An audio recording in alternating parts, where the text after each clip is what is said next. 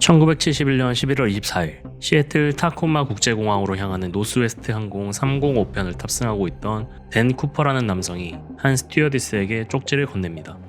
그리고 그 쪽지에는 이런 내용이 적혀 있었습니다. 난 폭탄을 가지고 있다. 그리고 그는 곧 스튜어디스에게 자신이 가지고 있던 서류 가방을 열어 스튜어디스에게 보여줬습니다. 그리고 그 가방 안에는 다이너마이트가 들어있었습니다.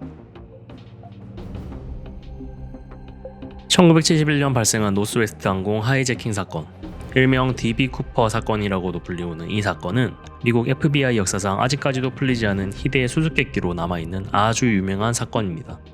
1971년 11월 24일 오리건주에 있는 포틀랜드 국제공항에 한 남성이 $20짜리 시애틀행 편도 티켓을 끊습니다.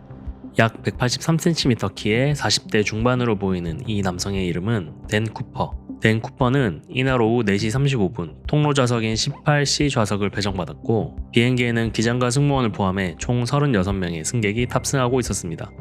비행기가 이륙하고 운항고도에 이르자 쿠퍼는 스튜어디스를 찾아 쪽지를 건넵니다. 이 당시에는 혼자 여행하는 승객들이 스튜어디스에게 자신의 전화번호나 호텔 방번호를 건네는 일이 많았기 때문에 스튜어디스 역시 처음에는 그 쪽지를 주머니에 넣고 무시했습니다. 하지만 쿠퍼는 다시 스튜어디스를 불러 쪽지를 읽게 하였고 서류 가방을 열어 다이너마이트를 스튜어디스에게 보여주었고 스튜어디스는 곧 기장실로 서둘러 가서 사실을 알린 뒤 기장은 곧바로 FBI에게 연락을 취했습니다. 쿠퍼는 자신이 건네준 쪽지를 다시 가져간 후 처음 쪽지를 줬던 스튜어디스를 옆에 앉힌 뒤 자신의 요구사항을 말했습니다. 그의 요구사항은 현금 $200,000와 낙하산 4개였습니다. 그리고 이 요구사항들은 모두 시애틀 타코마 국제공항에 도착했을 때 바로 받을 수 있도록 준비하라고 지시했고 비행기에 주유할 연료 탱크 차량 역시 준비하라고 지시했습니다. 비행기에서의 혼란을 막기 위해 다른 탑승객들에게는 기계적인 문제로 선회한다고 알렸습니다. 쿠퍼의 요구사항을 접수한 경찰과 FBI는 곧바로 현금과 낙하산을 조달해 타코마 국제공항으로 도착했습니다. 철저했던 쿠퍼는 지상의 어떤 차량도 비행기도 접근하지 말라고 지시했고 현금과 낙하산 또한 기내 직원을 시켜 가져오도록 했습니다. 기내 민간인들을 위험에 빠뜨릴 수 없었던 당국은 쿠퍼의 지시에 따라 현금과 낙하산을 전달했습니다.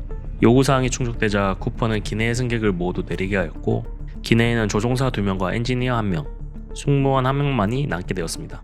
급유를 마친 후 쿠퍼는 기장에게 고도 1만 피트 이하, 속도 150노트 이하로 비행할 것을 지시했고 목적지는 멕시코시티로 정했습니다. 기장은 현재 연료로는 멕시코시티로 가는 것은 불가능하다고 전달했고 급유를 위해 네바다주의 리노에서 착륙하기로 쿠퍼와 합의하는 데 성공했습니다.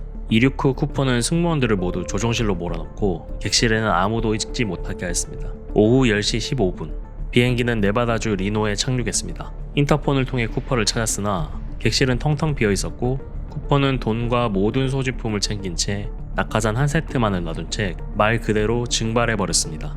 관계자들은 쿠퍼가 낮은 고도로 비행할 것을 요구했던 것과 기내의 압력을 낮추도록 지시했었다는 사실을 바탕으로 쿠퍼가 비행기의 후미에 있는 계단을 개방해 비행 도중 공중에서 뛰어내린 것으로 추정했습니다. 이러한 그때의 상황을 미루어 보면 쿠퍼는 비행기와 스카이다이빙에 어느 정도 지식이 있는 사람이었던 것으로 추정할 수 있습니다. 그날 새벽 대대적인 수사가 시작되었습니다. 몇 주 동안이나 일대를 수색했으나 쿠퍼에 대한 어떠한 흔적도 찾지 못했습니다.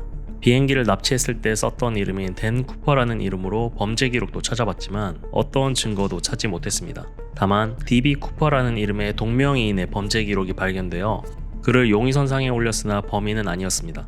이때 DB 쿠퍼라는 이름이 여러 미디어에 의해 반복적으로 인용되어 버리는데 이때 실제 범인의 이름이 댄 쿠퍼임에도 불구하고 DB 쿠퍼라고 잘못 알려지게 되면서 이 사건은 DB 쿠퍼 사건으로 더욱더 유명세를 타게 됩니다. 1980년 2월 콜럼비아강 어귀에서 8살 소년 브라이언 잉그램이 진흙 속에 묻혀있던 $5,800의 $20짜리 돈다발을 발견했습니다. 경찰 조사 결과 쿠퍼가 가져갔던 돈의 일련 번호와 일치하는 것을 확인했고 그 일대를 또다시 대대적으로 조사했지만 특별한 증거는 발견되지 않았고 엎친 데 덮친 격으로 1980년 5월 18일 콜럼비아강 인근의 세인트 헬렌산의 화산 폭발로 인해 어쩌면 그 근방에 있었을지도 모르는 단서도 사실상 모두 사라지게 되었습니다. 사건이 일어나고 수년간 많은 용의자들이 등장했습니다. 첫 번째는 미 육군 항공준사관 출신의 리처드 맥코이 주니어였습니다. 쿠퍼 사건이 일어나고 4개월 뒤 쿠퍼가 했던 방식과 똑같은 방식으로 하이제킹 사건이 발생합니다. 유나이티드 항공의 보잉 727기를 맥코이가 납치하게 되는데요. 맥코이는 같은 방식으로 50만 달러의 돈을 챙겨 뛰어내리는 데 성공합니다만 이틀 후 지문과 그의 필체를 증거로 체포된 후 법정에서 45년형을 선고받았습니다. 본인이 쿠퍼냐는 질문에 부정하지 않았던 그였지만 조사 결과 쿠퍼가 하이제킹했던 그날 맥코이는 라스베이거스에 있었다는 사실이 확인되면서 용의선상에서 제외됩니다. 그리고 맥코이는 탈옥 후 도망자 생활을 하다가 FBI에게 발각되면서 총격전을 벌이다 사망합니다. 두 번째는 듀안 웨버. 세일즈 매니저 골동품 상인이었던 그는 과거 해군에서 복무했었습니다. 범죄 기록도 화려했었던 그는 임종 직전 자신의 아내 조 웨버에게 자신이 댄 쿠퍼라고 말했습니다. 아내 조 웨버의 말에 의하면 그녀는 그가 댄 쿠퍼라고 확신하고 있으며 과거 댄 쿠퍼가 하이제킹했던 항공사인 노스웨스트 항공의 오래된 티켓을 봤다고 했습니다. 그녀의 주장과는 달리 듀안 웨버가 낙하산 훈련을 받은 기록은 없었고 결정적으로 사건 당시 쿠퍼가 남긴 넥타이에서 회수한 DNA를 대조했을 때 일치하지 않았기 때문에 용의선상에서 결국 제외됩니다. 그리고 듀안 웨버는 1995년 3월 70세의 나이로 사망합니다. 세 번째는 린도일 쿠퍼라는 인물로 2011년 8월 말라 쿠퍼라는 여성이 ABC 프로그램의 굿모닝 아메리카에 출연해 자신의 삼촌 린도일 쿠퍼가 댄 쿠퍼라고 확신한다고 말했습니다. 린도일 쿠퍼는 한국전 참전용사로도 알려져 있으며 말라가 8살이던 1971년 추수감사절 당시 자신의 삼촌이 교통사고가 났다고 하며 피 묻은 티셔츠와 함께 돌아왔다고 증언했습니다. 또 삼촌이 돈 문제가 해결됐다.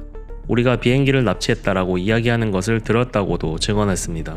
하지만 이 역시 믿을 만한 증거는 찾아내지 못했습니다. 2016년 7월 FBI는 결국 쿠퍼에 대한 조사를 하지 않겠다고 발표하게 됩니다.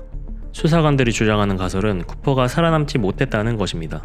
낙하 당시 11월이라는 추운 계절이었던 점과 그가 비즈니스 캐주얼의 복장이었던 점, 그가 낙하했던 지점의 지리적 환경을 근거로 낙하 후 동사했다는 것에 무게를 싣고 있는 것입니다. 결국 사건 발생 50년이 지난 지금까지 어떠한 결정적인 증거를 찾지 못한 채 미제 사건으로 이 사건은 종결됩니다.